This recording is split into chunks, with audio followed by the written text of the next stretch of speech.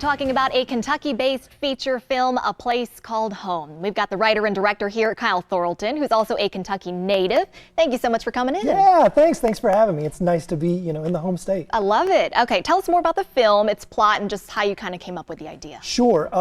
For me, it's almost like a love story between a father and his daughters. Yeah. So it's a high school dropout. His wife's pregnant with their next child. They're living paycheck to paycheck, and his wife dies in childbirth, and now he has to raise a newborn baby and his 7-year-old daughter by himself with really no support system. There's no way to really watch the baby. He has to take time off work, and those bills, they pile on top of each other, and he has to figure out not only how to provide for his family, physically money, but also emotionally dealing with grief and moving on through a big loss in their family. What made you tackle this particular topic? It's a great question. It ended up becoming really macabre going through it. So sometimes you hear people tell writers, write what you know, and I think we take that too far and we go, oh, my life's a story, let me just write this. Mm-hmm.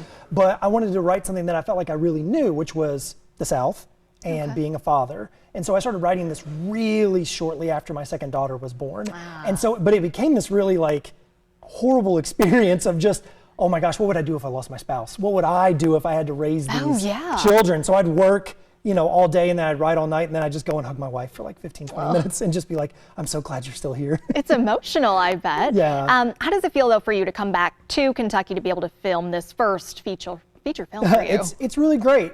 Kentucky is where I figured out that this is what I wanted to do. Okay. When I was in middle school, it was really interesting. One of the scenes in the movie I got to shoot in the middle school that I went to, which was really cool because we had our whole camera set up, our whole camera team, G&E, right next to the room where I remember we got internet for the first time, and I was able to, go through and look at stuff and go, oh man, I think I want to make movies. So it was really cool. I really always wanted to come back and make sure that my first one was in Kentucky and hopefully others in Kentucky as well. And most of it's in Logan County, or all of it, right? 99.9% of it, except for one shot in Virginia Beach. Okay. I love that. What's been the response so far? Just kind of curious. It's been great. We went through the festival circuit. Now it's out on demand to stream and to rent. Mm-hmm. It's been great. We've had a lot of people that finished watching the film with a significant other, and then they're all of a sudden having these conversations. What would you do?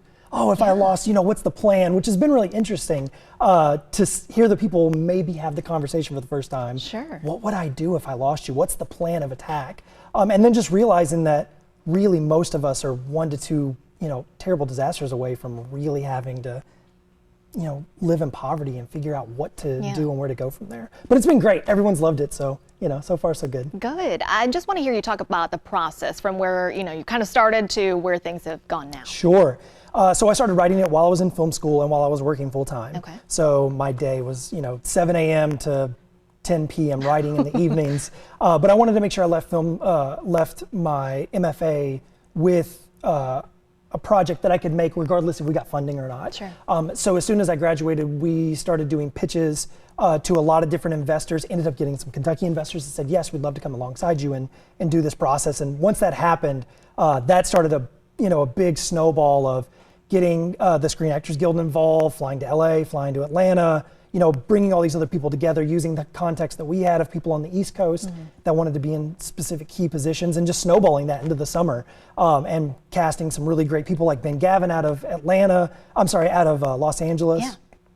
And then bringing all these East Coast and West Coast professionals to rural Kentucky and dropping them in the middle of this, nowhere city, which was awesome to be in my hometown, but they walked down to the coffee shop and went to Piggly Wiggly, and it was kind of this little bit of surreal experience for them. I bet. Yeah. If people are watching, this is available now. Where can they check it out? Yeah, you can watch it on Amazon, Apple TV, Vudu, a lot of satellites.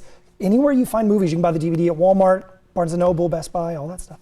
All right, well, I hope folks check it out. It sounds just incredible. We are so thankful that you had the time to stop by and chat with us. Yeah, thanks for taking the time with me. I appreciate it.